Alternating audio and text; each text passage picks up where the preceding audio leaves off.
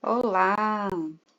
Hoje é dia 21 de fevereiro de 2024 e nós vamos falar hoje sobre o que fazer em caso de parada cardiorrespiratória.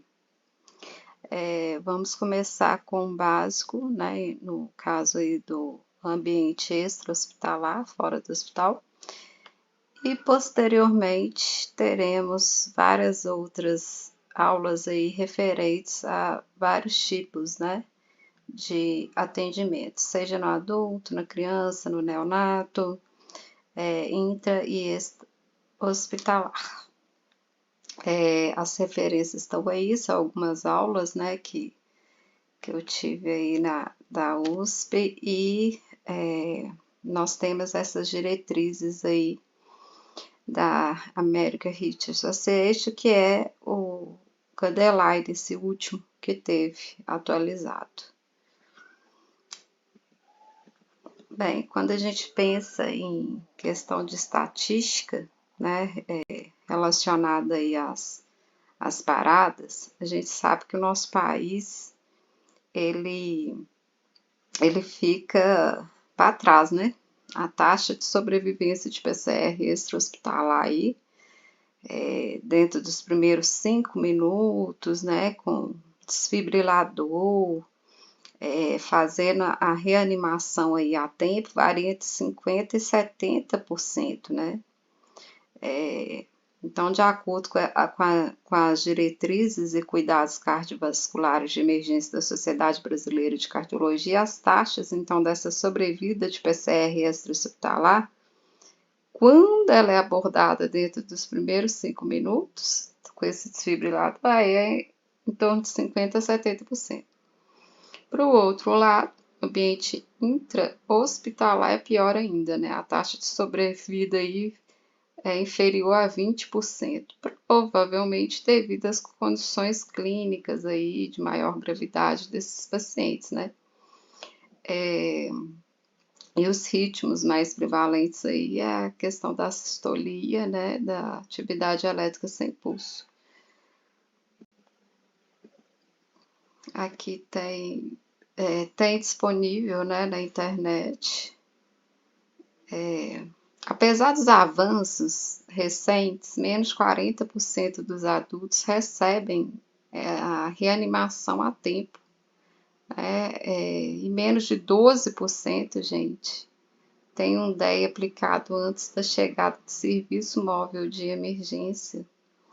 Horrível, um quadro muito ruim, né? Se parar para pensar que em vários outros países, crianças aí no pré-escolar já sabem fazer uma RCE, né?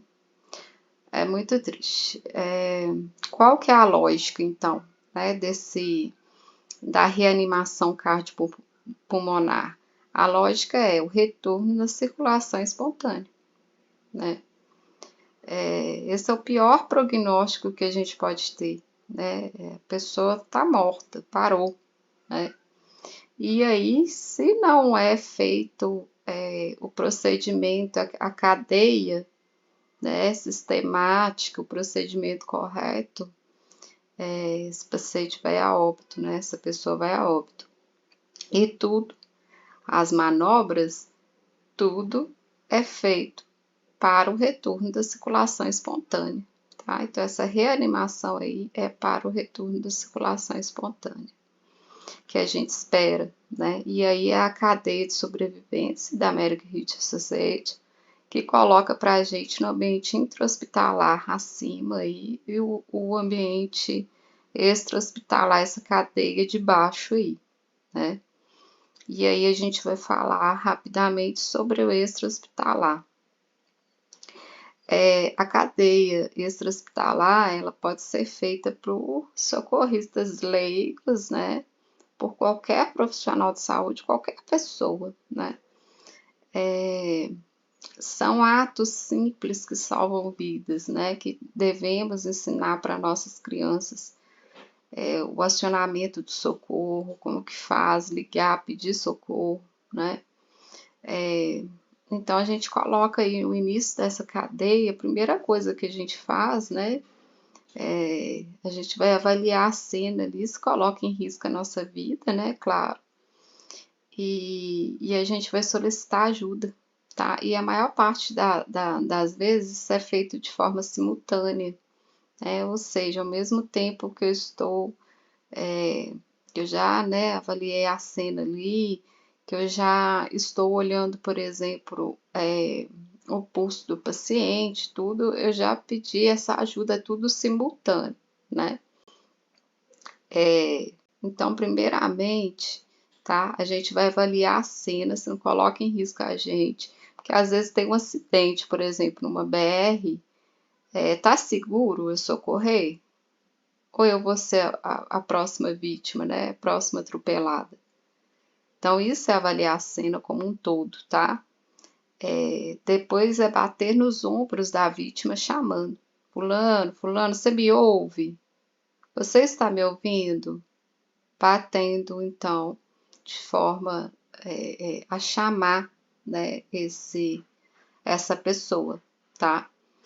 Se for, por exemplo, uma síncope, né, essa pessoa ela retoma, por exemplo, a consciência em segundos, né?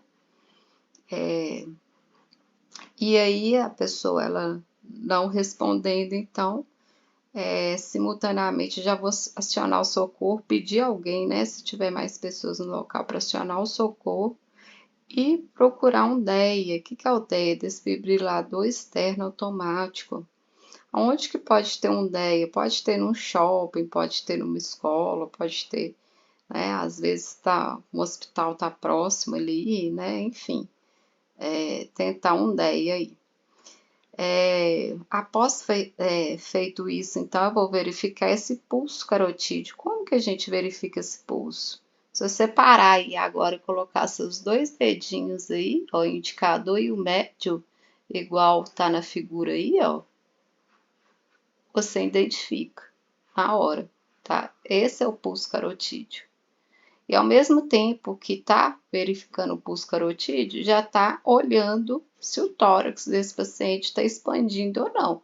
Porque se ele estiver respirando, a tendência do tórax ir aumentando, né? Então, ao mesmo tempo que eu estou olhando o pulso, eu estou olhando a caixa torácica ali para ver se há respiração. Lembrando que eu estou procurando, no caso, olhando para o tórax do paciente, eu estou procurando uma respiração normal, não é gasp, não, igual a gente fala, né, na área da saúde aí, aquelas respirações ruidosas, aquela coisa. Não, não, isso não é uma respiração normal, né? Sendo uma respiração dessa forma, inicia-se então o RCP da mesma forma, tá?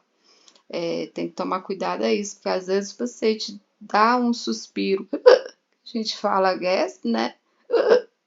Aí isso não é respiração, né? E aí então, após todo esse procedimento, então, que vai iniciar então a RCP, tá? Essas manobras aí, começa com as manobras, né? A gente tem algumas atualizações importantes, e uma delas é a questão de quanto tempo que eu posso ficar procurando o pulso, tentando achar ali.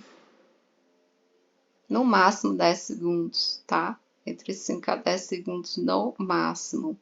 E aí, as novas diretrizes vêm falar que o risco de dano, quando você faz a manobra com pressão torácica, quando o paciente, por exemplo, não está em parada, ele é baixo.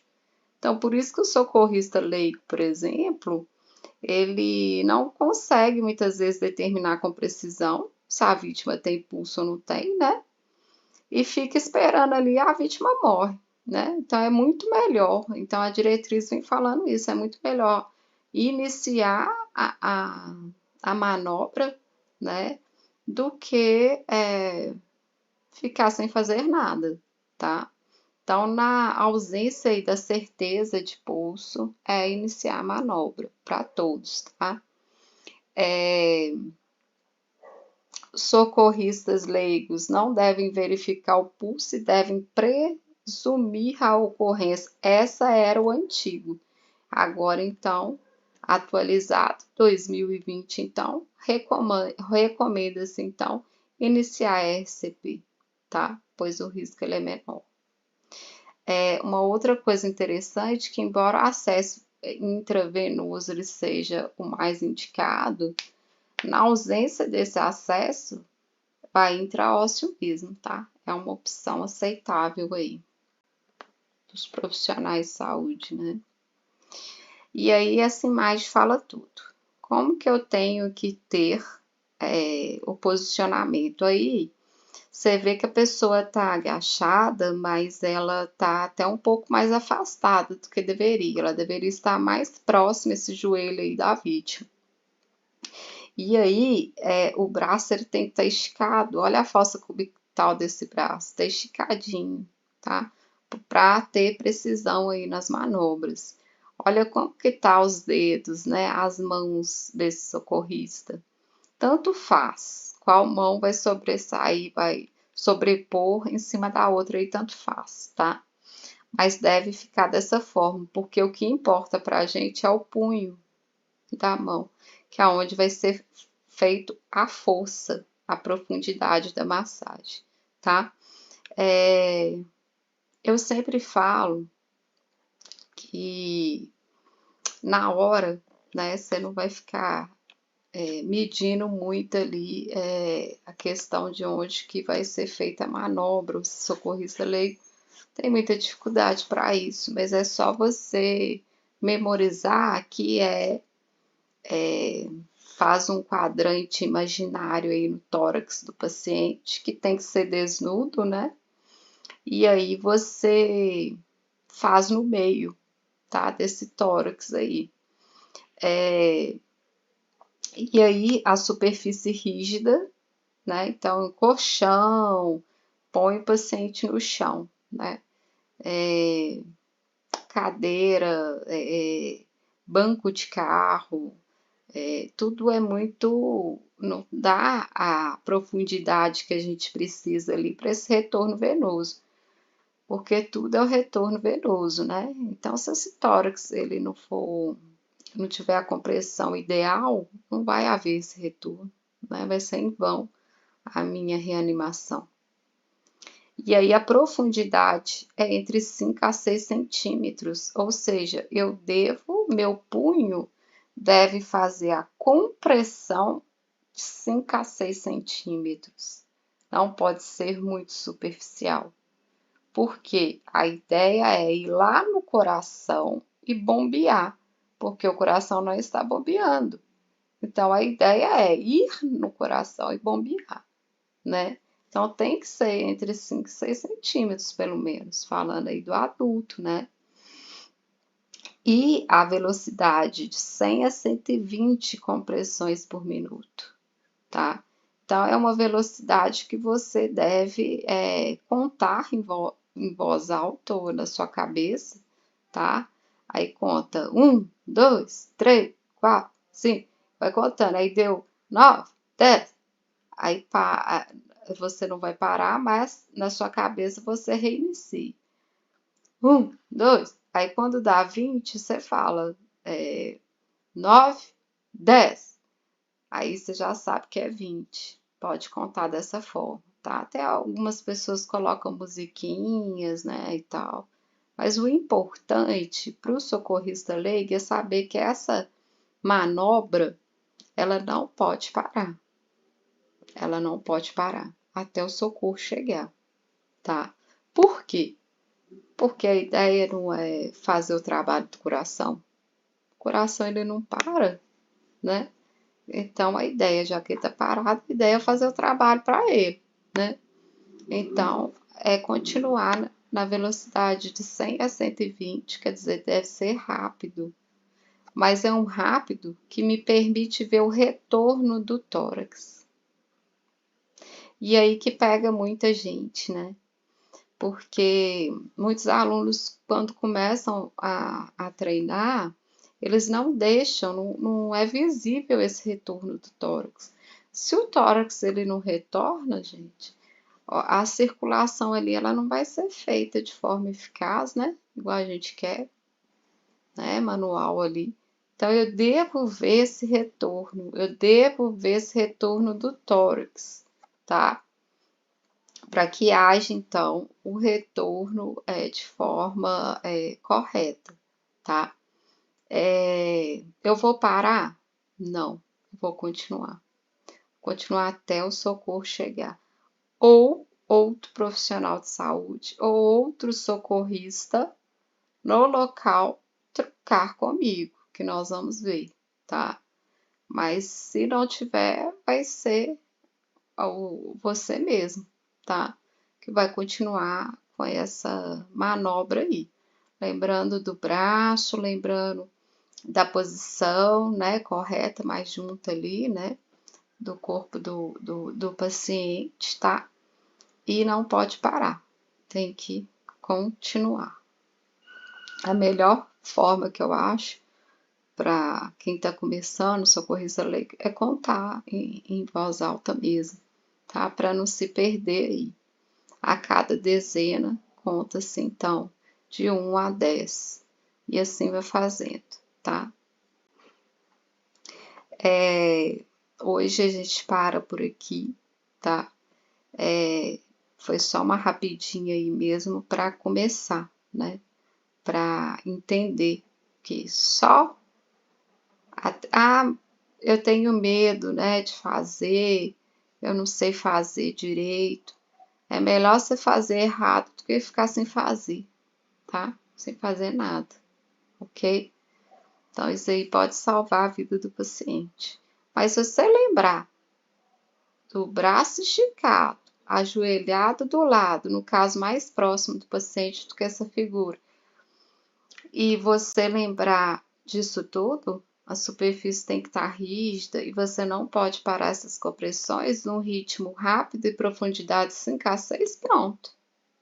Já é um grande ganho aí para a nossa equipe dos colegas aí, né, do serviço móvel de emergência a hora que chegar. É melhor do que nada, ok? É isso aí. Por hoje é só. Uma rapidinha mesmo.